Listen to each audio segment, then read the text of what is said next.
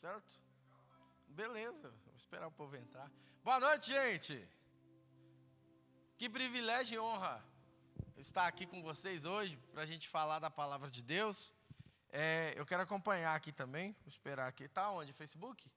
Aí, Facebook? Eu estou no Instagram aqui. Deixa eu entrar aqui também, que eu quero ver os comentários de vocês aí. Quem está vivo aí, dá um glória a Deus aí, um aleluia, que eu quero acompanhar vocês aqui também. Aqui não é um monólogo. Eu quero vocês participando também, por favor. Cadê aqui? Escola Bíblica. Ah, olha eu aqui, ó. Graças a Deus. Deixa eu entrar aqui e vou mutar.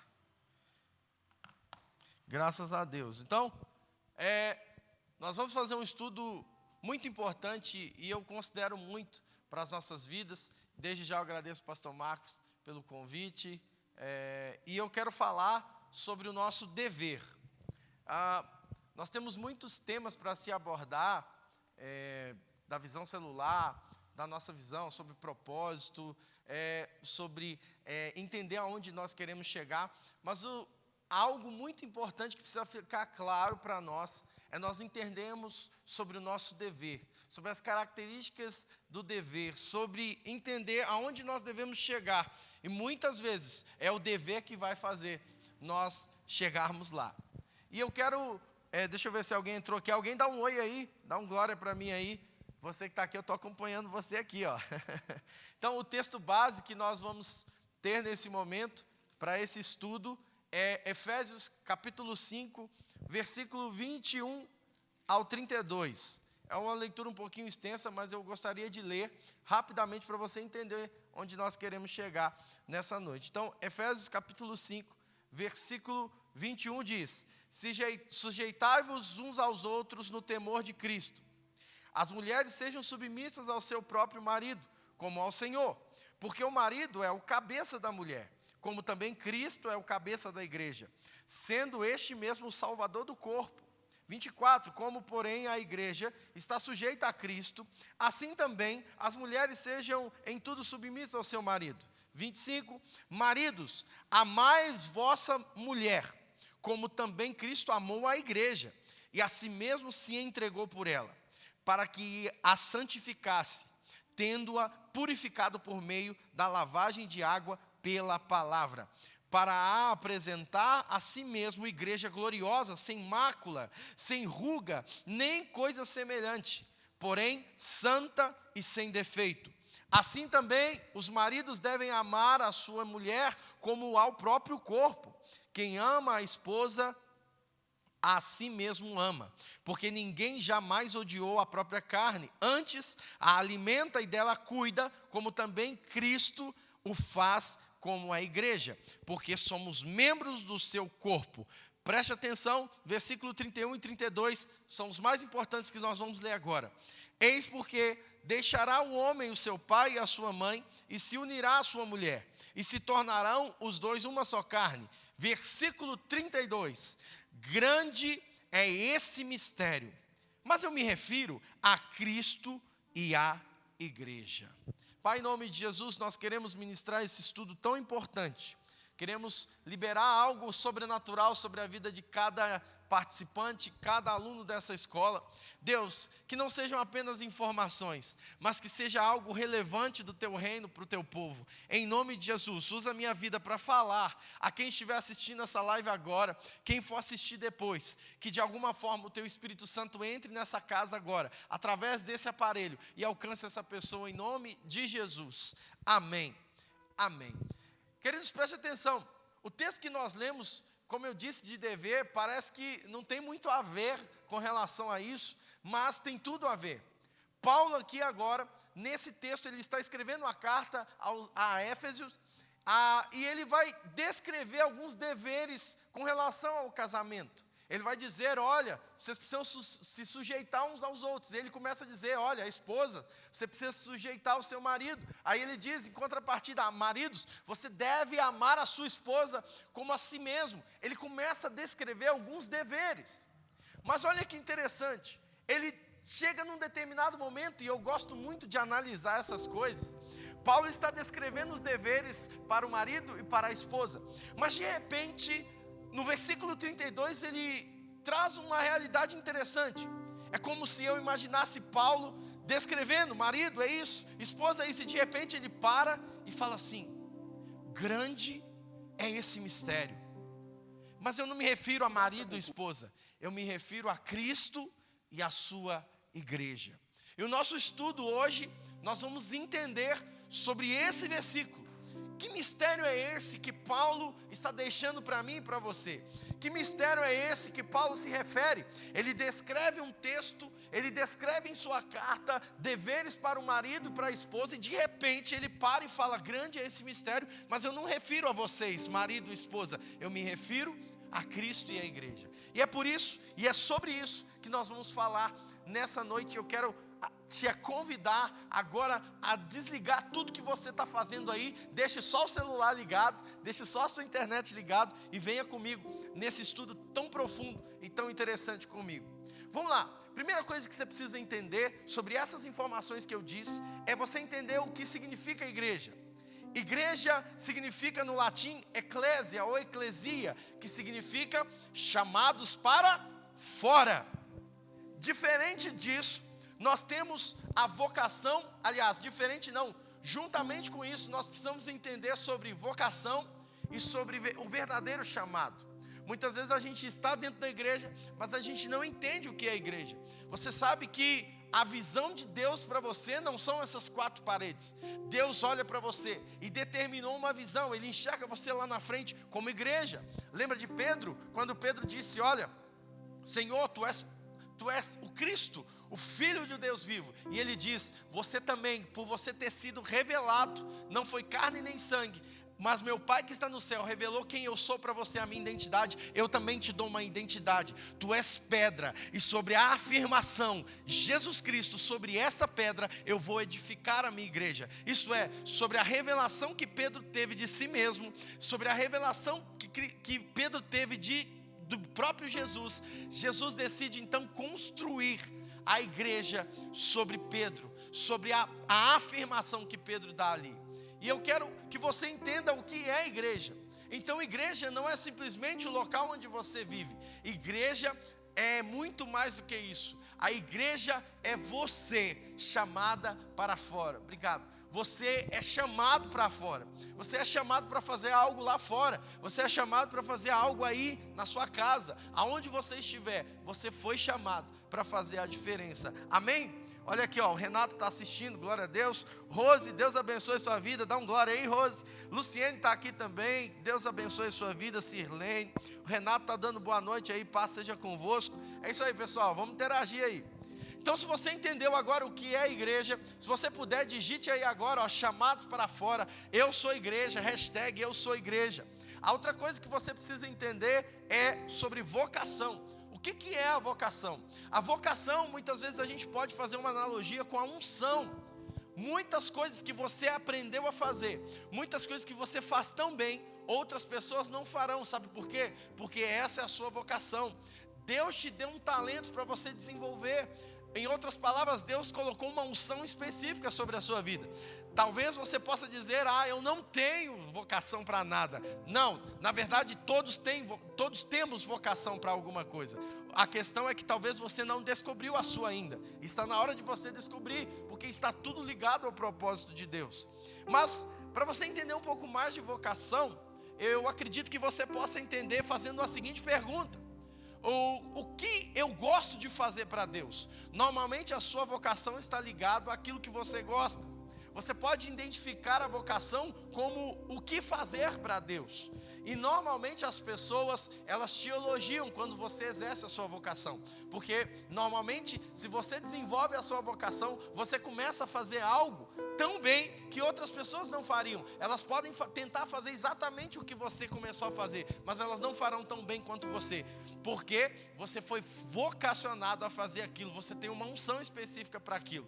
Está entendendo? Então, primeira coisa que nós entendemos foi igreja, chamado para fora, eclesia. Agora nós entendemos sobre vocação, que é aquilo que eu gosto, eu amo fazer para Deus. Por exemplo, uma pessoa que ela tem a vocação para desenhar. Normalmente o desenho dela é super desenvolvido, ela começa a desenvolver, a gente observa e fala: uau, essa pessoa, ela já está muito bem direcionada, olha. Mas o que eu quero que você entenda é que a pessoa que tem a vocação para desenhar, não necessariamente ela vai ser uma desenhista. Isso vai depender dela, vai depender do querer dela, vai depender dela entender o chamado para aquilo, ela entender que a vocação já é um passo para o chamado. Mas tudo bem, então se a vocação é o como fazer, o que é então o chamado? O chamado é você ser. Você não está sendo chamado apenas para caminhar, é você absorver o chamado e realmente ser aquilo que Deus quer que você seja. Quando você diz assim, você não diz eu estou sendo chamado, você diz eu sou chamado. É algo que está dentro de você. Quando você entende o seu chamado, normalmente o caminho do chamado primeiro você entende o que é igreja. Depois você começa a desenvolver a sua vocação. Mas quando Deus te pega, Ele coloca em você um chamado. E você não diz que está sendo chamado. Você é chamado. Você é chamado por Deus. E todos aqueles, queridos, que eu quero que você entenda, todos aqueles nascidos de novo, eles são chamados por Deus. Se você está esperando Deus te chamar, a Bíblia já te chama há muito tempo. Quando Deus diz, olha, ide, vá, seja igreja lá fora, faça discípulos, alcance o perdido a qualquer custo, Deus já está te chamando. A questão é, será que você está sendo chamado? Ou hoje você tem um chamado? Você é esse chamado? É isso que devemos pensar. Muitos, queridos, eles elogiam demais os missionários, e a gente deve mesmo admirar os missionários, porque eles dizem sim para o chamado de Deus e eles estão longe. Mas admira também, muito mais, se aqueles que são chamados disserem não para o chamado de Deus. Sabe por quê? Porque a responsabilidade quando Deus chama é muito forte. E ser corajoso para dizer não para a vontade de Deus, tem que ter muita coragem. É por isso que nós devemos admirar sim os missionários que estão lá. Mas existe algo que os prende lá e é sobre isso que eu quero falar. É o mesmo dever que nós devemos ter. Dizer não para a vontade de Deus é muito perigoso. É uma responsabilidade, é um peso muito grande. Dizer sim para Deus é uma responsabilidade grande, mas dizer não para Deus também é uma responsabilidade enorme. Porque no dia do julgamento, Deus vai falar, olha, onde estão os seus frutos? Deus, eu conquistei uma casa, eu conquistei o carro, eu conquistei isso, eu construí aquilo, eu fiz aquilo para o Senhor, fiz tantos seminários, fiz tantos cultos, mas no final Deus vai falar, cadê os frutos, cadê as almas? Onde estão as almas? Porque se eu te dei uma identidade de igreja, se eu te dei uma vocação, se eu te dei um talento, se eu coloquei em você o meu chamado, foi para gerar, foi para fazer a diferença na vida de alguém. Saiba, queridos, tudo que Deus colocou na sua vida, tudo que Deus plantou na sua vida, tudo que você tem conquistado até hoje, só existe um propósito para isso: você alcançar alguém, você fazer a diferença na vida de alguém. Se tudo aquilo que você conquistou até hoje, se tudo aquilo que Deus colocou na sua vida, se a sua vocação te levou a ser quem você é hoje, e tudo que você tem, tudo que você faz, não faz a diferença, não edifica a vida de ninguém, tome cuidado, porque você pode estar exercendo a sua vocação e se esquecendo do dever do chamado. Se vocação é o seu talento, o chamado nós podemos dizer que é o seu dever diante de Deus. E a pergunta é, qual é a razão de nós buscarmos o Espírito Santo? Qual é a razão de nós buscarmos cura? Nós queremos profetizar se nós não entendemos o que é o chamado. Chamado não é simplesmente ter um título. Chamado é você absorver a vontade de Deus, colocá-la no coração e a partir de hoje você dizer, eu sou chamado todos os dias para fazer algo para Deus. E nesse estudo eu quero perguntar para você, como está a sua vida diante do chamado de Deus? Todos os dias há uma voz ecoando na terra dizendo, a quem enviarei? A quem eu enviarei? A quem eu farei a diferença? Quem eu vou usar? E a cada dia, a exclamação, eis-me aqui, está diminuindo. A minha oração é que nessa noite, você decida e dizer, eis-me aqui, Senhor, usa a minha vida. está aqui os meus talentos, está aqui a minha vocação, está aqui a minha identidade como igreja. Eis-me aqui para fazer a diferença na vida de alguém. Vamos caminhar?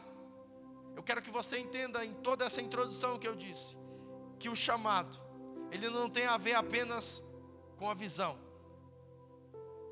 Desculpa, o chamado ele tem a ver com a visão, e a visão tem a ver com o dever. Eu vou repetir para você, o chamado, ele tem a ver com a visão, e a visão tem a ver com o dever. Você vai entender. Vamos voltar para o texto que nós lemos agora, para a gente estudar um pouquinho. Efésios capítulo 5, versículo 21 ao 32, nós dizemos na introdução, Paulo está descrevendo algo para Efésios, para o povo de Éfeso. E de repente ele para e fala, grande é esse mistério, que mistério é esse? E aí ele fala, não, mas eu não estou me referindo ao marido e mulher, eu estou falando de Cristo e a igreja. Que mistério é esse? Casamento, marido, esposa. Paulo estava chamando a nossa atenção para a palavra dever. E se você entendeu o que eu disse, o dever está ligado ao chamado. E a nossa visão está ligada ao nosso dever. Por que hoje você não entende mais a visão? Por que a visão hoje não mexe com você? É porque você se esqueceu do dever. Por que hoje você não sente mais aquele prazer de fazer as coisas? Por que hoje o amor se esfriou e você está querendo parar? É porque você ainda não entendeu que o dever está em você. Há um dever, há um mistério em dever que precisa ser revelado hoje. Olha só, então vamos entender. Para você entender isso, queridos, eu quero que você lembre lá do dever de casa. Quando você estava na escola, o professor passava o dever de casa. Você ia para casa. E quando você estava em casa, você estava morrendo de sono. Às vezes cansado. Mas você ia lá e fazia o dever. Sabe por quê? Porque você sabia que valeria muito mais a pena se sacrificar por aquele dever. No outro dia você ia ganhar pontos, você ia passar de ano, você ia ter benefícios. Você se sacrificava para fazer aquele dever. Se perguntasse qual é a sua vontade, você falava, era dormir, era ir para casa descansar, não mexer com isso não, ler livro, fazer isso, resumo. Não, a minha vontade era descansar, mas o meu dever era fazer o dever de casa. Afinal é um dever de casa. E você fazia, no outro dia entregava e ganhava nota boa, porque você é inteligente, mas fazia a diferença ali, não é isso mesmo? Sim, esse exemplo tem tudo a ver com o que a gente está falando. Você entendeu que o dever era necessário, era preciso fazer. Você foi lá e fez. Por que você fez? Porque você entendeu que era um dever. Você entendeu o que era um dever. Paulo, ele está chamando a nossa atenção para nós entendermos o mistério que está dentro do dever, que muitos filhos de Deus não entendem. E eu quero chamar a sua atenção agora para mim, olha aqui para mim. Deus está te chamando hoje, você parou agora, onde você está aí? Você ligou essa internet, você parou tudo que você está fazendo, porque Deus quer tratar com você agora no mistério do dever. Fica comigo até o final, não sai não. Você que está assistindo depois, assista até o final. Deus quer tratar com você no mistério do dever. E onde está esse mistério? O mistério está em cumprir o chamado. Sabe, queridos, a gente precisa entender que a visão não é ter títulos. A visão não é possuir algo. A visão é ser todos os dias chamado por Deus. É todos os dias você abrir os seus olhos e dizer, eis-me aqui, Senhor, porque Deus está te chamando. Todos os dias é uma oportunidade de você evangelizar alguém. Todos os dias é uma oportunidade de você salvar alguém da sua família. Todos os dias é uma oportunidade de você glorificar o nome de Jesus através do Evangelho. Mas quando lhe faltar forças, quando nada te fazer sentido mais, você precisa lembrar do mistério que está no dever. Mas que mistério é esse, Bruno? Aí você deve perguntar assim, mas dever tem a ver com obrigação. Dever tem a ver com fazer mesmo sem vontade. Mas o reino de Deus não é pelo amor.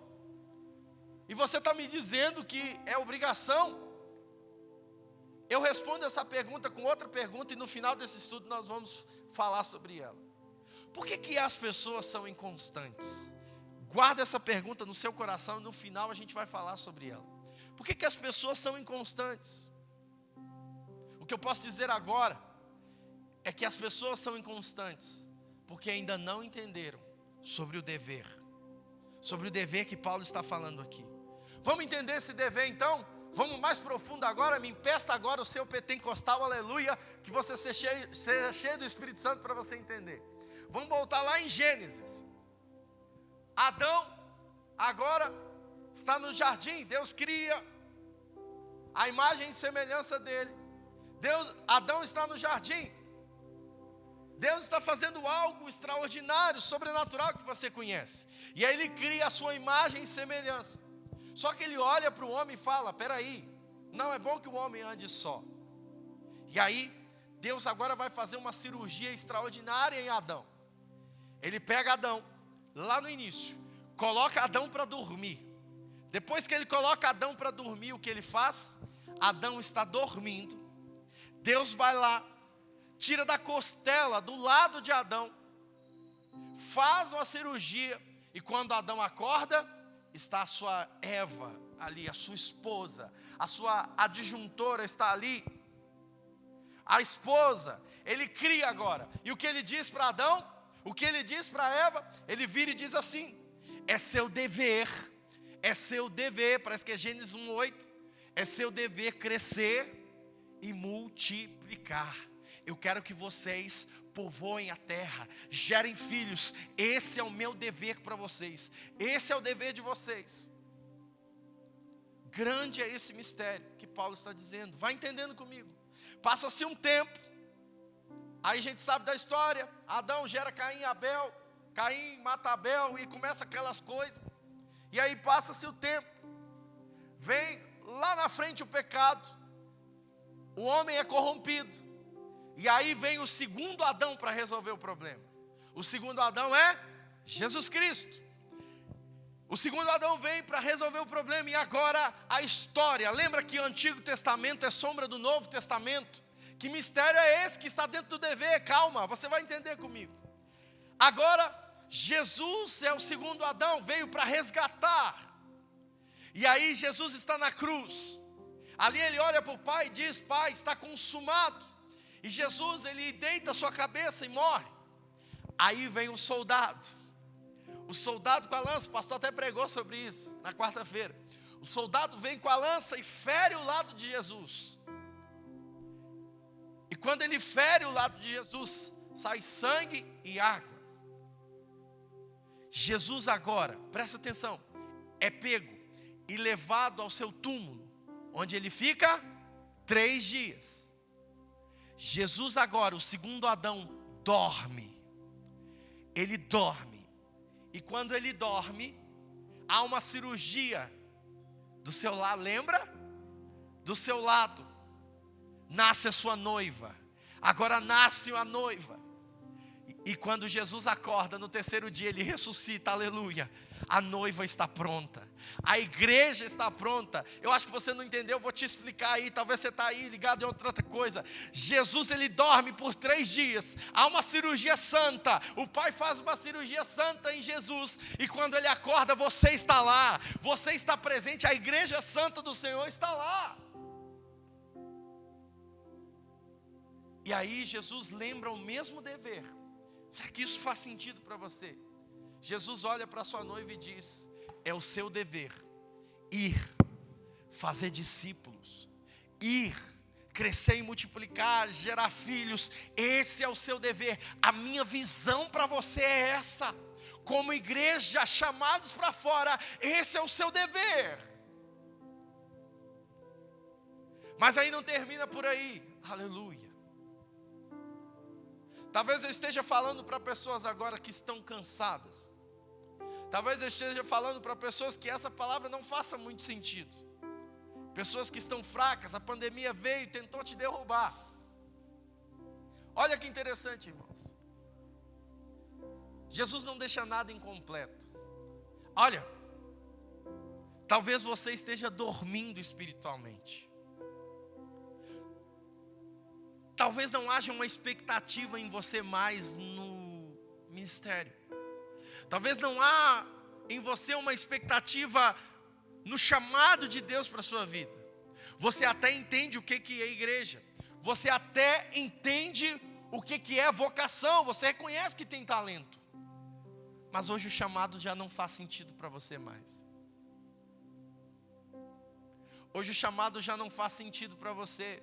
Dizer que Jesus gerou você como igreja e deixou um dever de casa para você, um dever dizendo: olha, ide, faça alguma coisa pelo reino de Deus, faça alguma coisa, gere alguma coisa. Esse é o seu dever. Talvez você não tenha forças mais para fazer isso. Como eu disse, talvez você está dormindo espiritualmente. Quantas pessoas na igreja estão dormindo espiritualmente? Até inconscientemente estão dormindo. Mas esse estudo eu quero trazer uma revelação para você em forma de profecia. Uma profecia sobre a sua vida em nome de Jesus. Talvez você está decepcionado aí, chateado, na expectativa de que Deus faria alguma coisa e Ele ainda não fez. Mas é porque você está dormindo espiritualmente. Mas eu quero liberar uma palavra sobre a sua vida. Adão dormiu. O primeiro Adão dormiu. E quando ele abriu os olhos, havia sido feita uma cirurgia santa nele. E ele encontrou Eva. Jesus, o segundo Adão, ele morreu numa cruz e foi para o sepulcro. E ali ele ficou 3 dias, abre aspas, fecha aspas, dormindo ali. Mas quando ele acordou, ele enxergou a sua noiva. Ele enxergou a sua noiva linda, a igreja do Senhor. Eu quero profetizar sobre a sua vida. Se você está dormindo espiritualmente, se prepare, porque esse é o tempo de Deus fazer uma cirurgia santa em você. Esse é o tempo de Deus fazer uma cirurgia santa em você, queridos. E mesmo que você esteja dormindo, Deus está operando milagres na sua vida. Mesmo que você esteja dormindo, decepcionado, chorando, Deus ainda vai mudar a sua história. Deus ainda está tocando em você. Deus ainda está movendo a sua história. Deus está movendo a história do chamado na sua vida. Deus está colocando o dever dele na sua vida. Deus está fazendo uma cirurgia santa em você. E esse é o tempo de você acordar. Você não está aqui por acaso. Esse é o tempo de você acordar. E quando você acordar, aleluia, quando você acordar, você vai enxergar a quantidade de filhos que Deus colocou no seu caminho. Quando você acordar, você vai enxergar a sua família no altar do Senhor. Está na hora de acordar, porque quando você acordar, você vai entender que o chamado de Deus é para você. E tudo vai fazer sentido. Talvez você esteja vivendo o tempo da dor, do desânimo. Calma, esse é o tempo da cirurgia santa em você. Esse é o tempo que Deus está operando em você. Mas eu profetizo que está chegando o tempo de você acordar também. E quando você acordar, tudo vai fazer sentido. Você vai entender o dever. E Deus vai olhar nos seus olhos, como está olhando aqui agora, olhando para você, e vai dizer, quando você estiver acordando, e hoje eu profetizo que é o dia de você acordar, Ele vai dizer: esse é o meu dever para você. Você é igreja chamada para fora. Use o seu talento para cumprir o chamado. Essa é a visão que eu tenho para você. Eu olho para você hoje, eu não vejo apenas você, eu vejo uma multidão. Esse é o dever. É o seu dever fazer isso. Vamos povoar o céu, é o seu dever. Como líder é o seu dever. Como membro é o seu dever. Como pai, como marido, como esposa, é o seu dever salvar a sua família. É o seu dever salvar os seus amigos. É o seu dever salvar aquele que Deus colocar no seu caminho. Grande é o mistério. Me refiro a Cristo e à igreja. Em outras palavras, ele está dizendo: Cristo gerou a igreja. Agora o mistério do dever está em você. Está na hora de você gerar. Se Cristo gerou você, a igreja, está na hora da igreja gerar agora.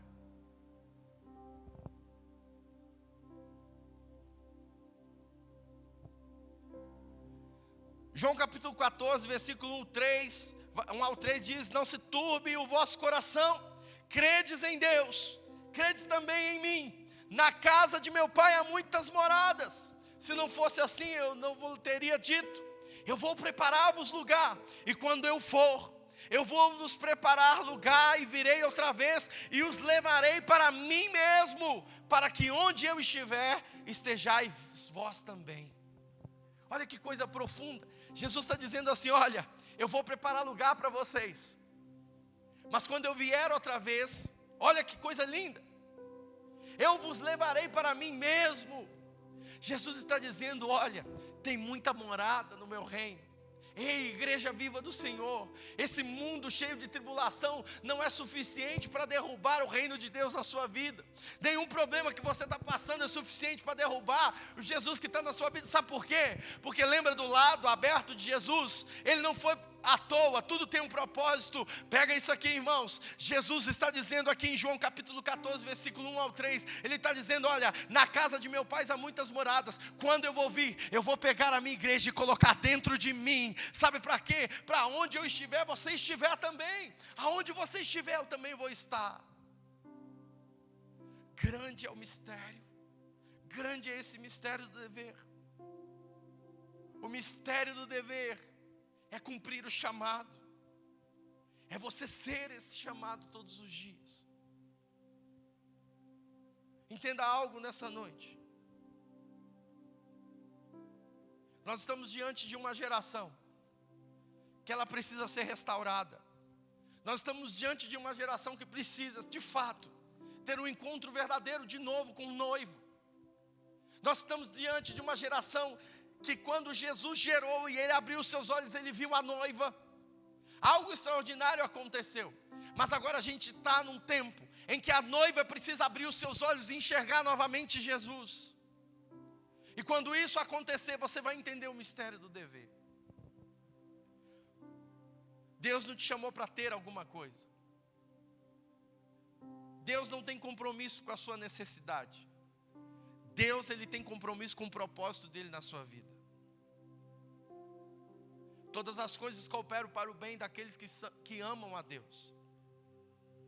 Mas a gente esquece do final. Mas que são chamados segundo o seu propósito.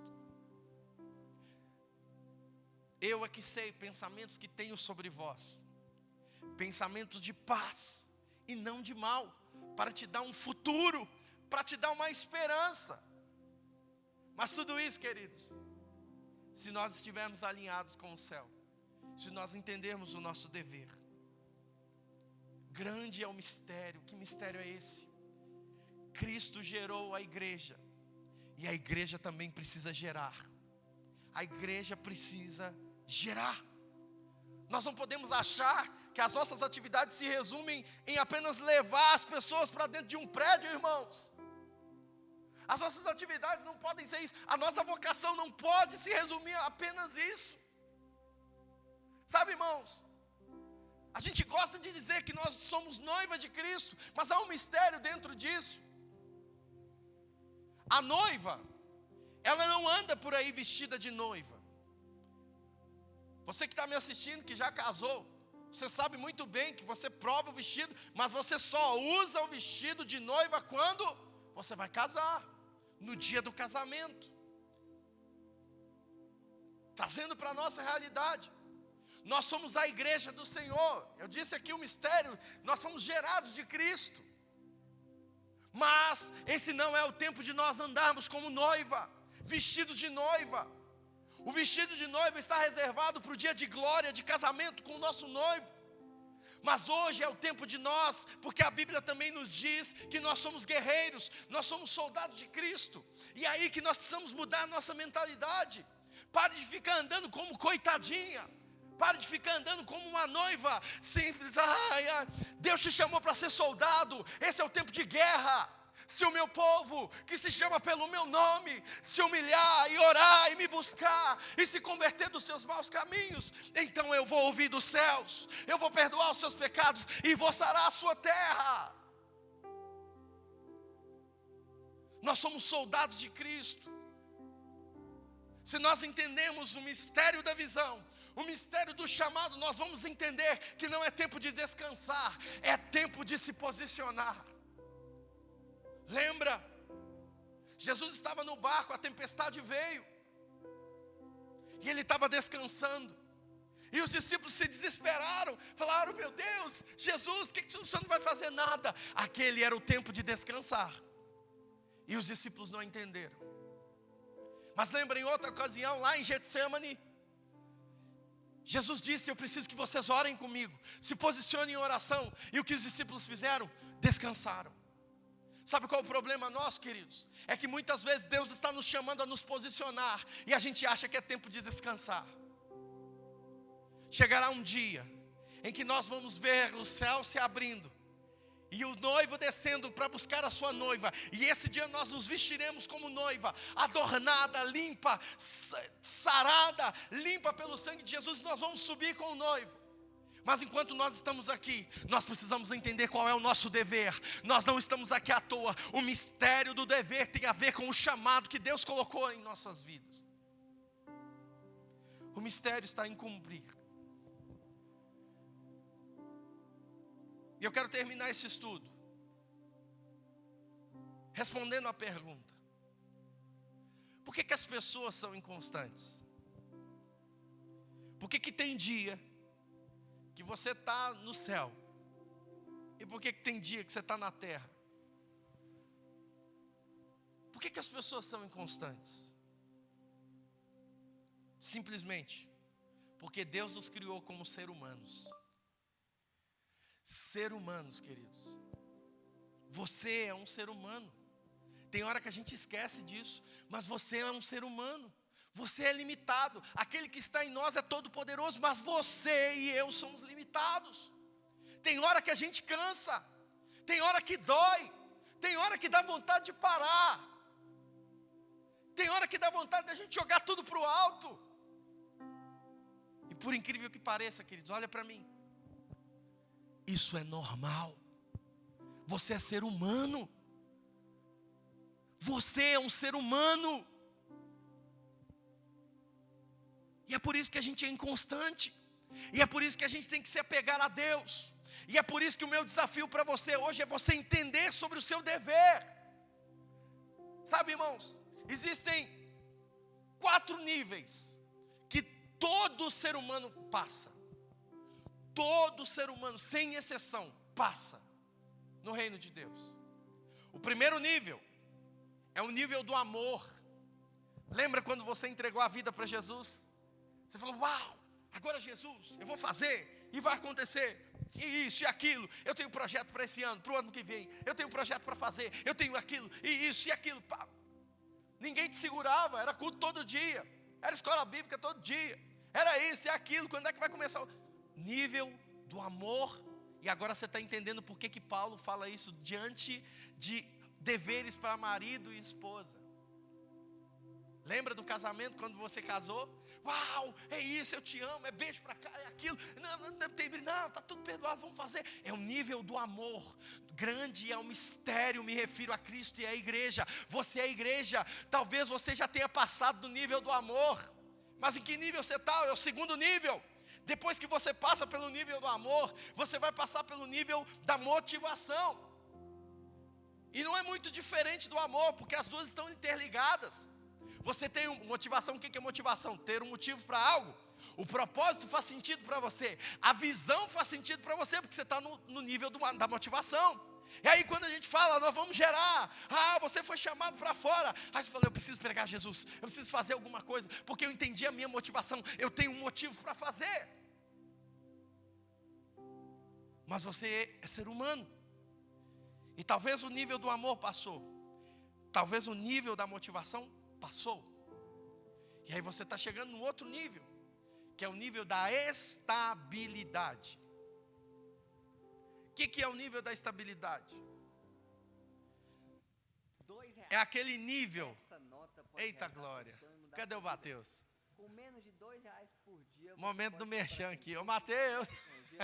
Professores mais didáticos e o método que mais aprova. Os planos de assinatura limitada do Gran Cursos Online estão por a partir de R$ 59,90 por mês. Menos de um chiclete por dia para você construir uma nova história. Vale a pena, né? Acesse agora e aproveite antes que acabe.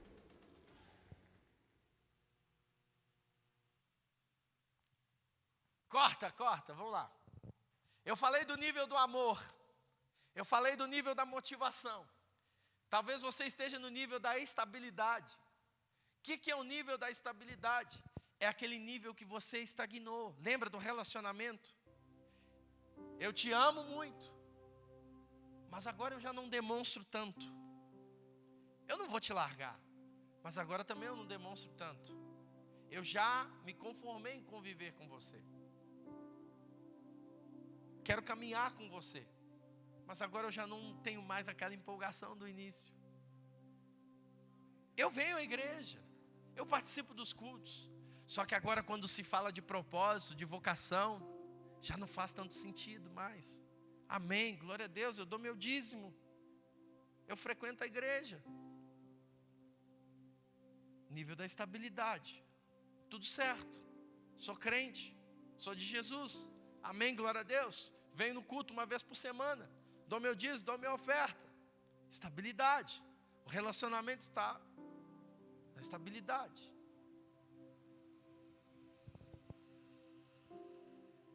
Mas e depois que você passa desse nível? O amor, ele se acaba, o nível do amor, daquela empolgação, diminuiu. A motivação, o motivo já não faz tanto sentido para você mais. Já está cansado de ouvir. Agora, as palavras que antes faziam seu coração queimar, agora já não faz mais. Visão, propósito, gerar filhos, multiplicar, edificar, já não queima mais o seu coração. Sabe por quê? Porque o nível do amor passou, o nível da motivação passou, o nível da estabilidade está acabando. E agora? E agora? Grande é o mistério. E eu me refiro a Cristo e à igreja. Paulo está nos ensinando sobre dever. E o dever é o quarto nível que todo ser humano passa. E é ele quem faz a diferença. É ele quem determina quem você é. É ele quem determina para onde você vai. É ele quem vai determinar o que vai ser gerado diante de você. É ele em que vai te levar novamente para o nível do amor. Sabe por quê? O que é? Vamos entender esse dever.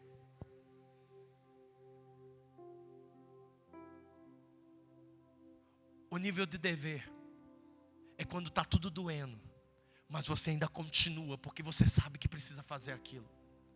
O nível do dever é quando o amor já se esfriou, é quando a motivação já não faz sentido para você, a estabilidade ela está abalada. Você se lembra do seu dever, quando Jesus gerou você e disse: eu te escolhi para fazer, para gerar.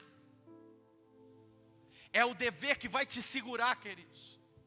Você quer um exemplo de dever? Lembra de Jesus lá no Getsemane?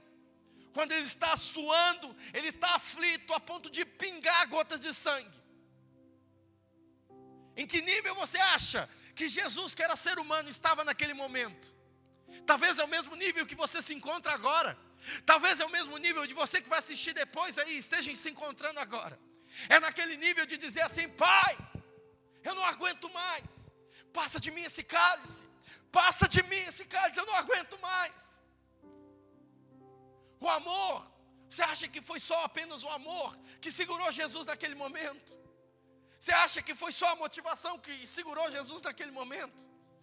Você acha que foi estabilidade? Você acha que Jesus estava estável naquele momento? Sabe o que segurou Jesus ali? Era o dever de te amar. O que segurou Jesus ali era o dever de cumprir a missão. Era o dever de cumprir aquilo que ele foi chamado nessa terra. Sabe o que segura os missionários lá? Não é a oferta. Sabe o que segura os missionários lá? Não é o nível do amor. Porque depois de 6 meses, pega malária, pega isso, pega doença, pega aquilo. Se for nível do amor, ele fala: eu vou embora, eu vou amar o povo lá na minha terra. Aqui não. Você acha que é o nível da motivação? Ah, eu amo Jesus, eu estou lá.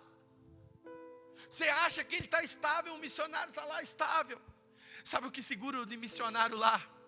É um entendimento do mistério do dever, dizendo: eu nasci para isso, e enquanto isso não se cumprir, eu morro, mas eu estou aqui. O que nós precisamos entender hoje é que existe um mistério de Deus para nós.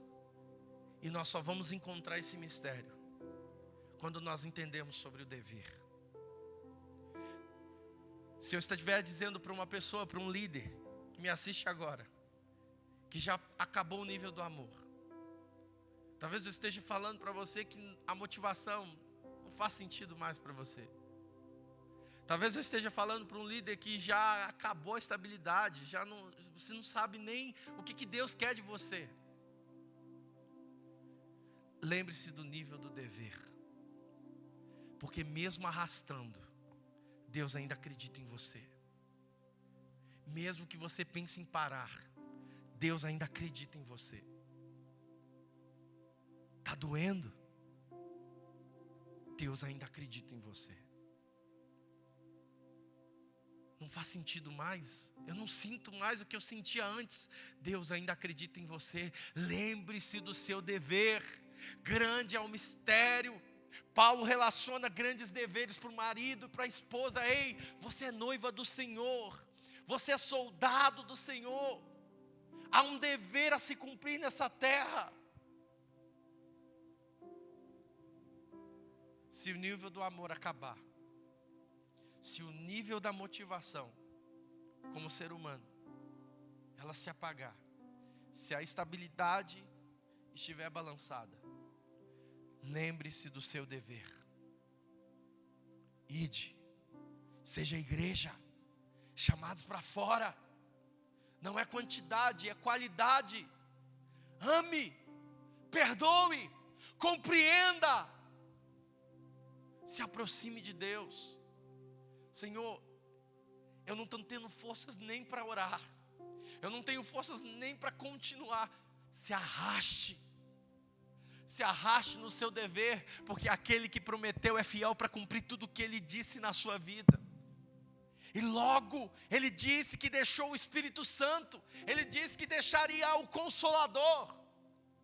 Mesmo arrastando, se tiver que se arrastar, se arraste para os pés do Senhor, porque o Espírito Santo Consolador, a palavra no grego significa paráclitos, que significa aquele que está ao lado para ajudar. Se você chegou ao nível do dever, está na hora de você se prostrar. E de fato, se você entendeu o que eu disse até agora, você precisa reconhecer que você é um ser humano, e que você é líder. E se você é líder, você é falho. Se você é ser humano, você erra. Mas que ainda assim, existe um dever de casa, que se você cumpri-lo, mesmo doendo, mesmo carregando a cruz, você sabe que o seu galardão te espera no céu. Eu queria agora que você, aonde você estiver aí, se você estiver me assistindo, você fechasse os seus olhos agora.